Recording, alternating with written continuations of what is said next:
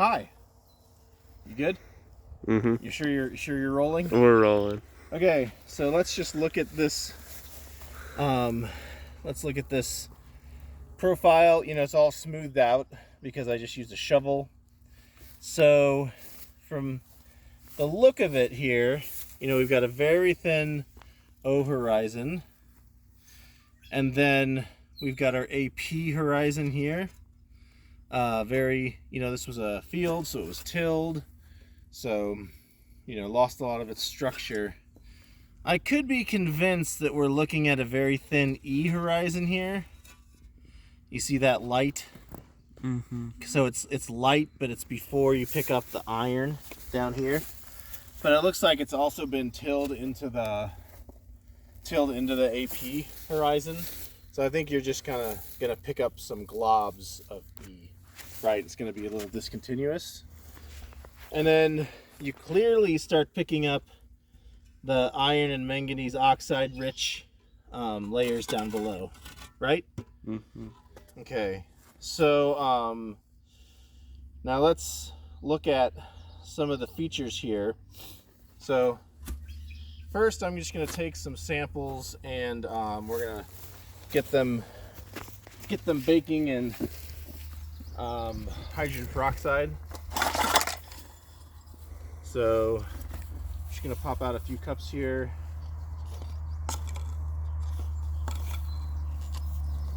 Okay.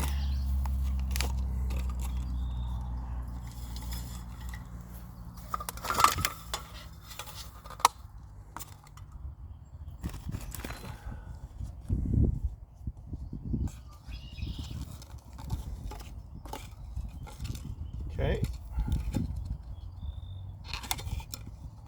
So we're gonna subsample here.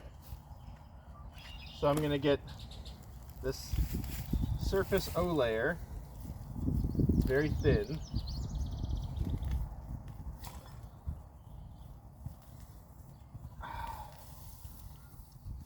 So it's right below and the turf is actually building that O layer.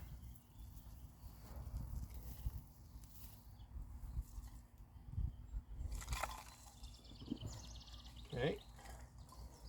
We've got our O layer soil there. Then we're gonna get some of the AP.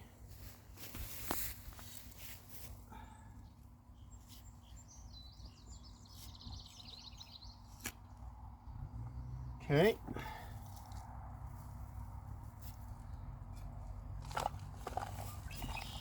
I'm just making it into smaller pieces so it has more surfaces to react. Let's see if we can get some of this. Might be some of that discontinuous E. So let's just see. After I pick this apart with the knife, it might not look like an E. Okay. Then we'll move down below that layer here.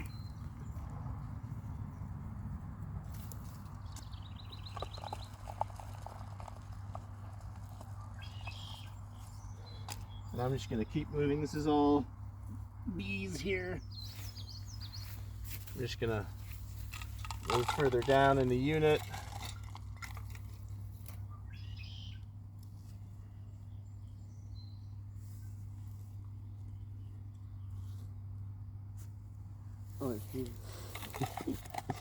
Okay. And then something from the bottom of the hole.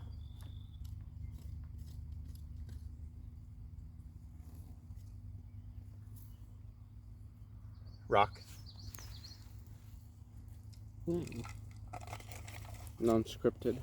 It's reality, you know. You never know what you're going to get with reality. Well. Okay.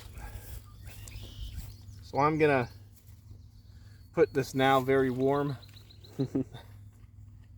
hydrogen peroxide in each one of these.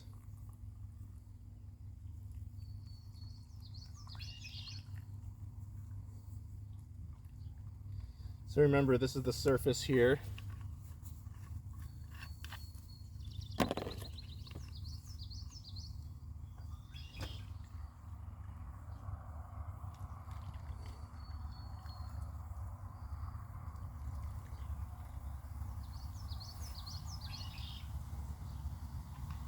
Okay.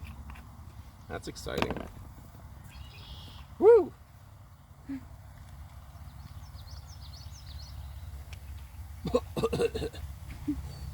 Okay, so oh my gosh! It's gonna explode! So, what we have here, this is the classic organic matter froth, right? Organic matter. This is that E layer that we were looking at. You can see it's got some organic matter in it. It's got the froth, but we're not really picking up the oxides yet, the manganese oxides. Here, you're really close to the, you're really close to the AP horizon, not really picking the oxides up yet. Then of course, this one had a vigorous, whoa, look at that bubble. So basically as you go deeper, it looks like it's more and more reactive, right? Possibly, I mean, you could say that this is actually the peak reactive layer and then you lose some of it. So you could say that the manganese oxides are accumulating here. Like here, look at this. I mean, that's obviously organic matter, right? So anyway, this is a very good way.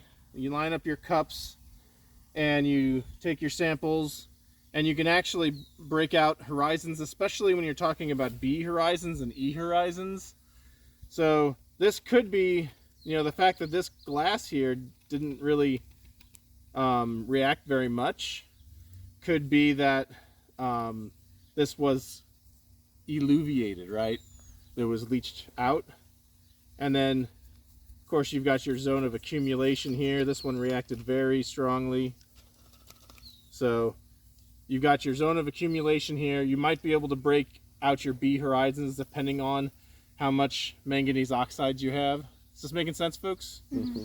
Okay, so anyway, right? Sort of a very clear illustration.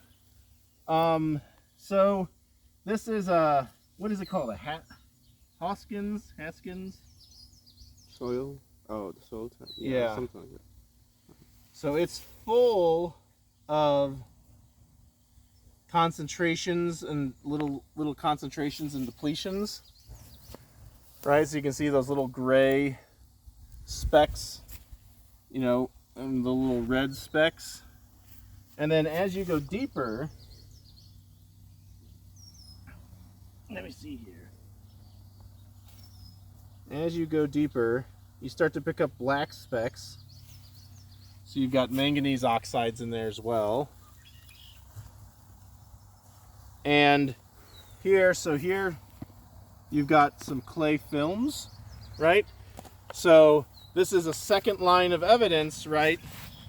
That's pointing to this zone where you're getting clays accumulating, you're getting oxides accumulating, right? Is this making sense?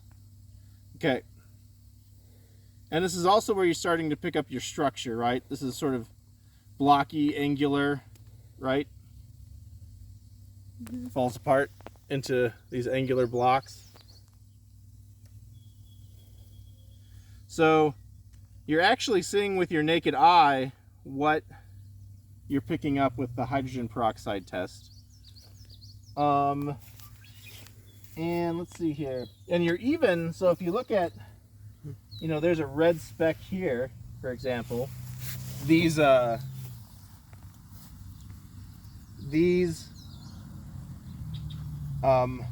concentrations go up into the A layer.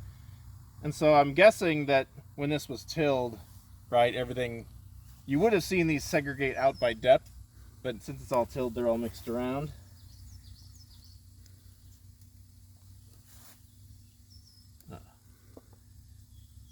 So there's a bit of the concentration that I messed up. Okay, and this is typical of the Haskins loam. So this is all some variety of loam to clay loam as you get deeper. So let's go ahead and, so as you folks found out, the nothing really reacted to acid.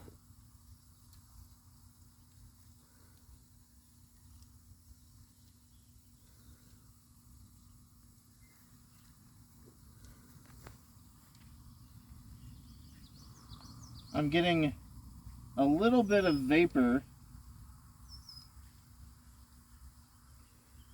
but I would say I wasn't seeing any effervescence as I went down the unit. So if you look in the soil series, these soils they're called acidic, and so that's another way of saying leached of carbonates, right? So we're confirming that. We're seeing that throughout. The carbonates have been leached out, throughout. So now when we start picking apart, we're gonna pick apart here to look at soil structure. I'm gonna go right through this very thin E layer here.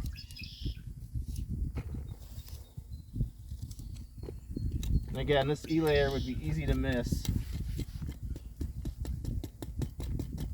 And it's not very distinct. So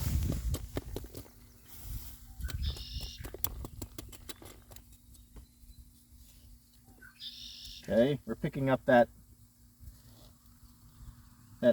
blocky structure down here, right? So here, I would say here's the line, right, below which you really start picking up that angular blocky structure. And that would also be kind of where I would, call that E layer.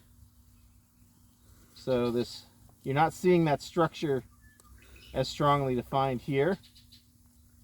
Are folks seeing that? The structure kind of jutting out at them? Yeah. Mm-hmm. And then this AP layer, it's kind of like partway between massive and granular. I think it was massive and now it's trying to become more granular because of those roots. So you take a big hunk off, right? Like you can imagine that's looking granular. Mm-hmm. But it's not quite there yet. So so you're seeing plant roots throughout the AP zone. You're seeing them lower, but definitely not as in high concentration as in the AP zone. Absent the hydrogen peroxide, this is absolutely indicative of organic matter up here. But we can also look at color, right? So there's clearly higher organic matter content up here because of the darker color of the soil. And then you lose that pretty abruptly when you get down here to this discontinuous E layer. Are there other pieces of evidence that you folks are interested in me discussing?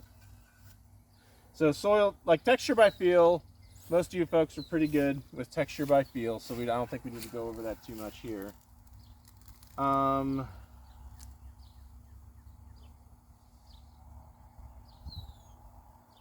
When you're doing color, make sure you're doing wetted color and not dry color, because those are going to be very different. And I'm hoping you folks see how this texture really pops out at you. Or, the structure. And I'm also hoping you see, you see these skins, that are around the PEDs, and you're also seeing little nodules of manganese oxide. You're seeing these concentrations of iron oxide. So I would say this is a weak modeling. So not very many depletions.